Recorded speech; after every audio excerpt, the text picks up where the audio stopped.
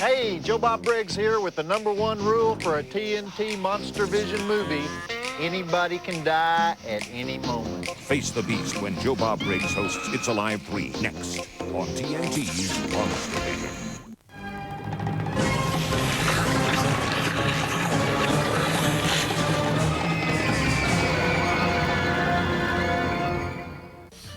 Okay, well, the only thing she wanted me to tell you was that if you do come to dinner on Thursday night, don't mention anything about Marilyn shooting her ex-husband in the butt. She gets real sensitive about that. All right, thanks. Well, oh, Joe Bob Briggs here. You know, I've been meaning to talk about this before. I had 8 hours to kill one day, so I went to see The English Patient. Just to find out what all the big hoo-ha is about. Next time I'll go to the Ukrainian karaoke bar. It's less annoying. You know, no wonder this thing won so many Oscars. It's 4 gall-darn movies all pasted together like an elementary school science project. Because first you got the Ralph Fiennes Flashback City story, and I know it's Rafe, but it looks like Ralph. Why didn't he say Ralph like everybody else? Ralph Cramden had more talent than this guy. Anyhow, so you got the Rafe Fiennes Flashback City story where he aardvarks with a married woman, ends up getting turned into a post-toasty, and he lies in this picturesque monastery with mushmelon-face special effects makeup. All right, next you got the nurse who has spiritual nookie with a turban head bomb expert. Now, I have no idea why this part was in the movie at all. In plot numero 30, you got Willem Dafoe skulking around the monastery so he can eventually reveal how his thumbs were chopped off by Nazi torturers. And finally, you've got the story of the guy who gets blown to smithereens because a mine is hidden in a statue at the end of the movie, except everybody goes, now, which one was he? Whose friend was he? Was he in the movie before now? And everybody says to me, but Joe Bob, you don't understand how beautiful the book is. Well, I didn't read the gall-darn book. I went to the gall-darn movie. I don't really care what was in the book. They said, oh, but in the book, you would understand there was this love affair with the Sikh officer. That was the main story. The Sikh officer, that turban head guy. The Sikh officer. That was the main beautiful love story. And I go, stop, shut up, it's a movie, right? There's not a warning on the front of the movie that says, attention, if you bought a ticket for this movie without reading the book, please return to the lobby. And another thing, ask me how much I like flashbacks. Didn't flashbacks go out of fashion in about, 1957? Well, this thing has 794 flashbacks. This thing has so many flashbacks, you don't even remember that there's actually a present tense. And when you're in the present tense, nothing makes sense because you want to yell at Juliette Binoche, whoa, lady, back up. Why are you living in an abandoned, bombed-out monastery with a paraplegic burn patient? Because the army was taking everybody to safety at the beginning of the movie. All she had to do was go to safety. Instead, she says, you know what? I think I'll stop here, so we can tell our little stories. So they each tell these stories 5 times. How many times do they have to go back into that dang cave? 7 times? How many times do we have to hear those violins while he's lying next to the dead body of his one true love? Could we have 30 or 40 more shots of the plane flying across the desert? No wonder the dang thing is 8 hours long. They took 4 stories, told them 17 times each. Give me a break. You want to see a great independent film? Stay right here. We got a great independent film tonight. It's called It's Alive 3, Island of the Alive. See, they call all these flicks independent films. They call The English Patient an independent film. Independent my honey. The flick I'm talking about was made in Hawaii for about 34 bucks plus some tickets to see Don Ho, you know?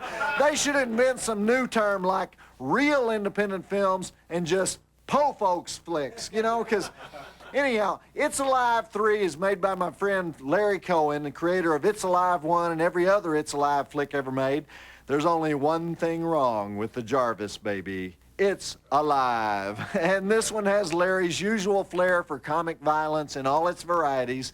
Larry is just a dang good storyteller. You can be surfing through cable, come across a Larry Cohen movie right in the middle, not know anything else about it, and in 20 seconds you go, it's Larry, because he has this style all his own. It's not like anybody else. He has that super sharp photography, quirky New York characters, great scenes. He writes dialogue better than anybody in the business, and he owns the whole killer baby genre. So this time a kind-hearted judge decides to let the mutant babies live, but give them their own island so they don't hurt anybody, which would be fine if we just left them alone there, but before you know it, somebody wants to go out there and take a look at what's going on, and by that time we've got some unruly 5-year-olds with really sharp teeth marauding through the tropical foliage, and I don't want to give it away. It's a totally unique movie, but check it out. We'll be back with many important mutant baby facts as the night wears on. Back to Monstervision host Joe Bob Briggs and It's Alive 3 on TNT. Oh man, this is one sick movie. I think that's why I love it so much, because first the mutant baby born in the cab, then the caged mutant baby brought into the courtroom so they can decide what to do about the infant execution squads that are going around killing babies before they get dangerous. Now, if you didn't see the 1974 classic It's Alive, or the first sequel, It Lives Again, which came out in 1978, then all you need to know is that these are grotesquely deformed babies with superhuman strength, and they're ticked off because society created them, and now society doesn't want them anymore. And after the second movie, the American government was in such a panic that they started forcing abortions on pregnant mothers who were even suspected of carrying a mutant baby, and they sent out these execution squads to hunt down the monsters that were already born. And obviously it's very dark satire from the mind of writer-director Larry Cohen, and it touches on a whole bunch of real sensitive political issues. The original movie was a parody of Rosemary's Baby, so it's appropriate that our second feature tonight is the lame sequel to Rosemary's Baby, Look What's Happened to Rosemary's Baby. You could call this movie Look What's Happened to the Jarvis Baby. It's still alive. Okay, back to the flick. The actor who played the judge, by the way, you might recognize him, MacDonald Carey, the late MacDonald Carey. Back in the 40s and 50s, he starred in a lot of Paramount pictures as a leading man, like in Suddenly It's Spring and Streets of Laredo. He was also the star of Days of Our Lives starting in 1965, and he starred in several TV series, including Dr. Christian and Lock Up and Mr. Blandings. But I do believe that the film we're watching is the last film he made from back in 1987. Because after It's Alive 3, where can you go? Might as well retire. After that, you've done it all. Back to Monstervision host Joe Bob Briggs and It's Alive 3 on TNT. Okay, round one goes to the mutant killer babies. I love it when they use baby vision, the kind of blurry lens that duplicates how babies see the world. Michael Moriarty plays the father of the world's most famous killer baby, and that scene with the hooker where the hooker screams at him for not telling her that he was the freak with the monster baby, that hooker is played by Lorene Landon, best known to followers of this show as Hundra, the Amazon goddess who, in order to preserve her race, must journey to the land of the bull. Remember that movie? Anyway, she kills about 500 Spanish extras in that movie. That's a great movie. She's best known to the general public as the girlfriend of Christian Brando, the one who sat on the front row every day of his trial and waits for him to get out of prison. She's frequently seen in the movies of Larry Cohen, the genius who created It's Alive, which was a big hit for Warner Brothers in 1974. And then he created It Lives Again, which was a big flop for Warner Brothers in 1978. See, the first time they left him alone and had no idea what kind of movie it was. The second time, the studio got involved with it. So typical, right? And now, It's Alive 3, Island of the Alive. They're tiny, they're deformed, they're grumpy, and they're hungry. I forgot to do those drive-in totals earlier, so I'll do them right now. We have 29 dead bodies, 1 mutant baby delivery, shackled mutant children, 1 fist fight, 4 death plunges, multiple neck munching, back munching, and character actor munching, arm ripping, body twisting, sleazy boyfriend eating, exploding helicopter, kung fu, tranquilizer gun fu, 4 stars. Back to the movie. Monstervision host Joe Bob Briggs and It's Alive 3 on TNT. When I first saw Michael Moriarty shoot that doctor with the tranquilizer gun, I was on the floor. That is the funniest dang scene I've seen in a long time. I like it the way Michael Moriarty keeps getting more and more wacky, kind of like, well, if you're going to treat me like a monster because I'm the father of a monster, then I'm going to act like a monster. Michael Moriarty is another great actor who doesn't make that many movies, but he's almost always in these Larry Cohen movies. He starred in Q, the Winged Serpent, and The Stuff, and Return to Salem's Lot. Those were all Larry Cohen flicks, but he mostly works on the stage. He was with New York Shakespeare Festival for a long time. He won a Tony in 1974 for a Broadway play. That same year, he won an Emmy for The Glass Menagerie with Katharine Hepburn. And I guess most people remember him for Bang the Drum Slowly. I like that Nazi he did in Holocaust. He won an Emmy for that. And he made a great little movie that practically nobody saw called The Hanoi Hilton about POWs in Vietnam. But he's probably made less than 20 films in a very long career. Prefers to do plays, and he plays jazz piano. He's pretty good. Released an album. Michael Moriarty on his way to the island of the alive. Roll it. Don't you hate Renaissance men? Guys who's, you know, they say, oh yes, and by the way, I also have an album of original jazz music. I'll be playing at the Carlisle this weekend, you know? And you think, well, yeah, okay, I'll be going to the drive-through beer barn, thank you very much, but I bet I could beat your butt at miniature golf. Hate guys like that.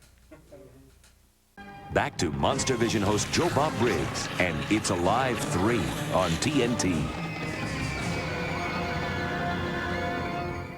Very bloody and very funny. Great when you can get both things together, right?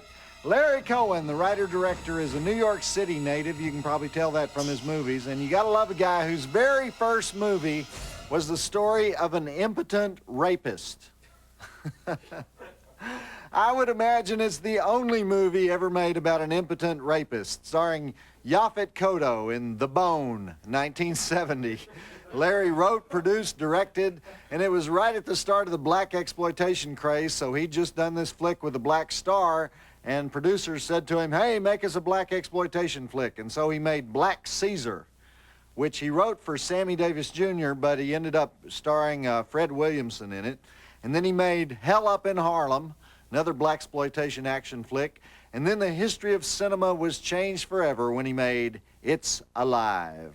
But Larry had been a TV writer for many years before that. Back in the 50s, he was a page at NBC Studios in New York, and he started selling scripts when he was just a teenager. He sold scripts to Kraft Playhouse and the U.S. Steel Hour. And then he went out to L.A. and he wrote 13 episodes of The Defenders. Remember that series? He wrote for The Fugitive for a while. He created 2 hit TV series, Branded with Chuck Connors, and The Invaders, which should have been a bigger hit, but it did okay. And finally, he started writing movies. He wrote Return of the Seven. Then his second screenplay was Daddy's Gone A-Hunting, which he wrote for Alfred Hitchcock. And Hitch wanted to do it, but it was nixed by the studio, so it ended up being done by Mark Robson. And Larry hated the results so much that he said, okay, that's it. From now on, I'm going to direct these scripts, and he's done that ever since. In fact, there's a little inside joke about Mark Robson in the title of the movie we're watching, because Mark was best known for a movie called Isle of the Dead. Well, Larry changed that to Island of the Alive, the subtitle of It's Alive 3, so roll it. Am I just a font of information tonight? What's a font? That's one of those things on the computer that changes the type style, right? Because it puts curly cues on your letters, right? Why do people say that? Should be fountain of information. I'm a fountain of it. I'm spewing information tonight. It's like flying up in the air, getting your shoes wet. It's so much information.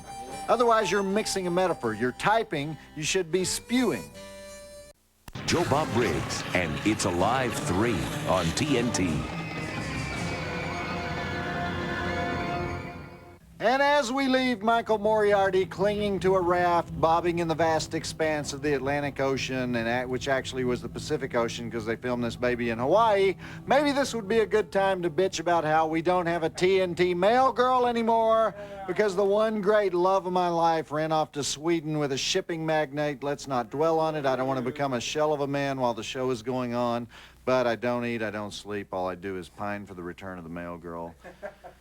Anyway, I'm going to rip my heart out once again and do Joe Bob's advice to the hopeless without the male girl. Here's the pitiful little lonely mailbag right here next to me with no sunburnt supple shoulder to strap it on. And in it, we find a letter that poured in from Sarah Simonson of Orofino, Idaho.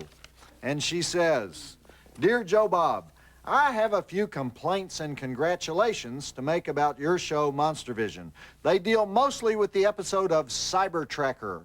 First of all, you are wrong about Don the Dragon Wilson being able to kick Jean-Claude Van Damme's butt. You said that Jean-Claude hadn't won any real awards for karate or kickboxing. I know for a fact that he is a former European middleweight karate champion. Where does your network get its information? Also, what's with the two names? Is it a Southern thing? I say pick one, either Joe or Bob. Other than these little injustices, your show is cool. Keep broadcasting. I'm looking forward to a resolution of these problems in a reply. Sincerely, Sarah Simonson." Okay, Sarah, yeah, I've thought about it, what you said. It's really stupid to use two names like Joe Bob or Billy Wayne or John Claude. Look, Jean-Claude Van Damme won a local karate contest in Belgium. And he came to Hollywood claiming to be a champion. Now, Don the Dragon is an actual world champion. He was world champion longer than anybody else. Jean-Claude could have claimed $100,000 just by agreeing to fight Don, and he weaned out because he knew he'd get waxed. I appreciate the support, Sarah, but you need a subscription to Kung Fu Monthly, okay? All right, let's get back to It's Alive 3, the 1987 Killer Baby classic from the mind of Larry Cohen.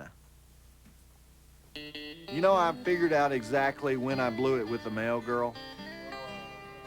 It was that time she was wearing that low-cut halter thing, and she walked out here, and I said, "Whoa, I can see Minneapolis and St. Paul." Remember when I said that? I don't think she liked the geographical metaphor, you know, because she became cool and distant after that, and then Sven showed up. I want to kill Sven, you know? I want to stomp him into the ground. I want to grind him up into little pieces. I want to feed him to a tuna. Is that negative? Bob Briggs and It's Alive 3 on TNT. The killer babies are in Florida, Michael Moriarty is in a Cuban jail, and Karen Black is back in action. Yet another actress with a weird career that Larry Cohen likes to use all the time. There was a time when Karen Black was the hottest actress in Hollywood. You remember Easy Rider when she was the acid-tripping hooker, and 5 Easy Pieces, Day of the Locust, Nashville, and then almost overnight she went low budget and she stayed there. Invaders from Mars, you know, stuff like that. Always interesting, though. Got that cockeyed thing going, you know? Strange eyes. You don't know if she wants to have sex with you or kill you. And you don't care. And now the killer babies are all out to get her, so let's see how she does in the conclusion to It's Alive 3, Island of the Alive. 6 cops all firing rounds into that mutant baby to bring him down. See, this is the advantage of shows like mine, because most networks, they might frown on scenes where the SWAT team executes a baby. Kind of goes against the whole family values thing. Here, we celebrate that kind of creativity. We're very 90s here at Monstervision. Waste the little rugrats. We enjoy that.